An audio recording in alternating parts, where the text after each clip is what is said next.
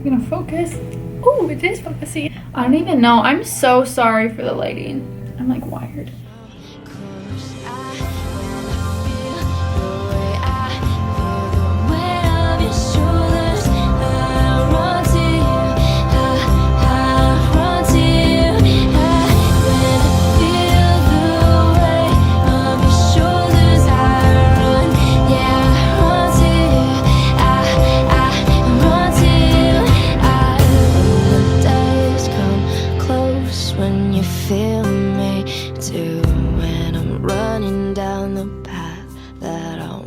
Hey y'all, welcome back to my channel. Yes, I guess that catchphrase is going to be something I'm using, I guess now. It's going to be like my thing. I don't know.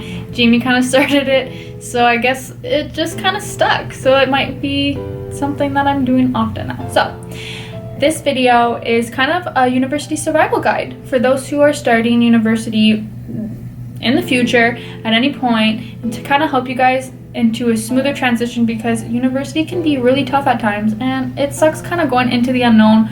So I'm going to try to prepare you guys a little bit better for that. So stay tuned and let's get started. So first things first is actually you guys should visit the campus before actually clicking on the accept button, because sometimes campus vibes are a lot different than what you think in your head. So I went to go visit a bunch of different schools. I went to La Cité, I went to Laurentian, Ottawa U, I've seen UFT, and a bunch of different schools, and they didn't all necessarily click for me. La Cité wasn't for me, Northern College wasn't for me. I really like Laurentian because it gave me the vibes of being at home, and it just really reminded me of home, and I was close to home, so I felt very comfortable at Laurentian. But then I visited U Ottawa, and at first I was like, okay, like this is a really big city. I was like, I don't know if this is going to be for me, but one person told me that I would never make it there. So, but that literally made my decision, and I clicked the accept button, and here we are. I am on my second year as a criminology student at the University of Ottawa. And to be honest, I absolutely love it there, and I wouldn't change a thing. But everything, it all depends on you and how you feel on campus. So I really suggest you go visit the campus before actually clicking that accept button. Number 2 is you should stay in res first year. I really recommend it because that's where you can meet all your friends, and it helps your transition a little bit more instead of being off campus, so you're not as isolated and alone. You're going to be surrounded by people all the time, and you guys are all going to be in the same boat. So that's how you guys are going to really make your friends and kind of view the campus and explore a little bit more. Also, Frosh Week is a really good thing to do to meet friends, but they're not going to be your friends for the rest of the year. So it's nice to meet people in your faculty. That's like a perfect way to like transition into your faculty and kind of learn what everything's about. But sometimes your Frosh Week friends don't always stay your friends like throughout the year.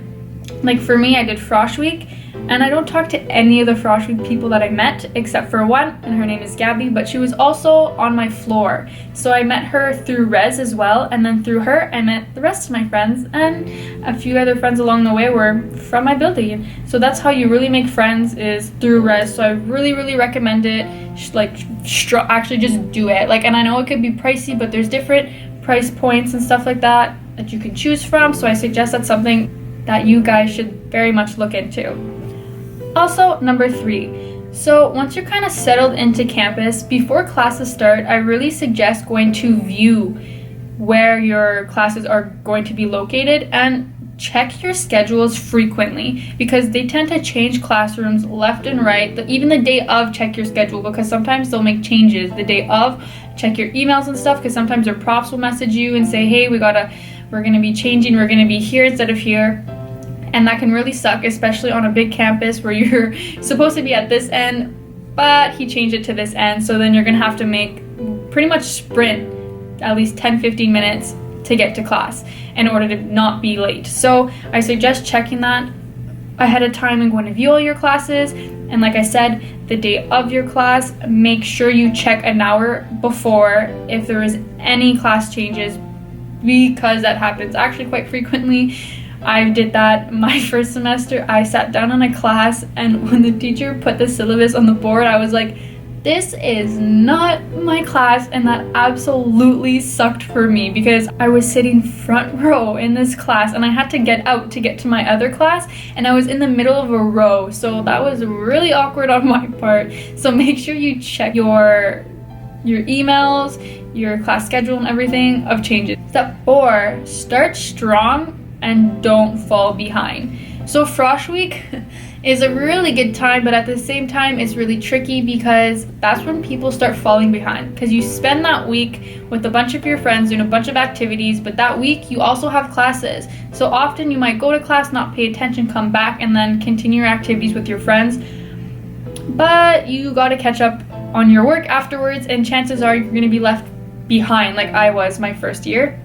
So what happened for me was I did Frosh Week and then I was behind because I didn't do any work during Frosh Week. I hung out with my friends, I tried to make new friends, I was viewing Ottawa, so I got really behind in my schoolwork. So I was at least a week behind around, and then it just kind of piles up because they keep going. They don't stop, they don't care, they just keep going. So I suggest you start off strong and end strong. Make sure you're on top of everything, because if you're on top of everything and everything's flowing good, then you're gonna have more free time at the end of the day, and then even for exams you're not going to be stressing out as much because you put all that work in the beginning of the semester, well, throughout actually the whole semester. So I strongly suggest you start strong and finish strong. That's going to save you and your grades at the end of the day. Number 5, so on the syllabus a lot of profs will tell you what books you need, but I suggest waiting until the first day in the first class to actually find out if you need those books or not. As you guys know, in university, books are really expensive. I paid $180 for one book. So I suggest you wait till the class, wait till the prof tells you if you actually need it or if you don't. Because in my case, a lot of my classes, my professors actually just give us readings online instead of having to go buy a book. And you can also buy them secondhand, or you can rent them at the bookstore. I suggest that looking at all those options before going ahead and buying the book before the class. Step 6, mental health.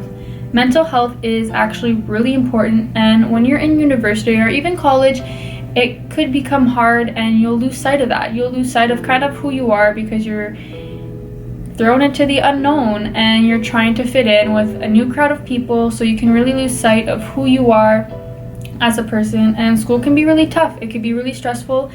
The stakes are high, you need to get good grades, you're paid a lot of money, and like I get it, I've heard it all and I feel it all and I've lived it. Not all, but a lot of it. You pay a lot to go to school and it sucks to fail, but at the end of the day, those are just numbers. You matter more than those numbers, those letters, whether you get an A, whether you get a D. At the end of the day, you matter more. We gotta start taking care of each other and ourselves a lot more. I'm gonna link below a bunch of resources for you guys to get help if that's ever something that you guys need. So please just take care of yourselves. You are worth more than those numbers. If you need a break, take a break at any point, like fly home, see friends, see a counselor, do whatever you have to do in order to make sure that you're okay, because at the end of the day, you matter more than your program, you matter more than your grades. So please take care of each other, help each other through university. You are never alone, remember that. And I think that's it for my survival guide. I mean, a lot of things, everybody has their own experiences, so I'm speaking from my own experiences. So the rest is for you guys to figure out. It's to go in and enjoy it. So I hope you guys enjoyed this video, and I'll see you guys next time. Bye.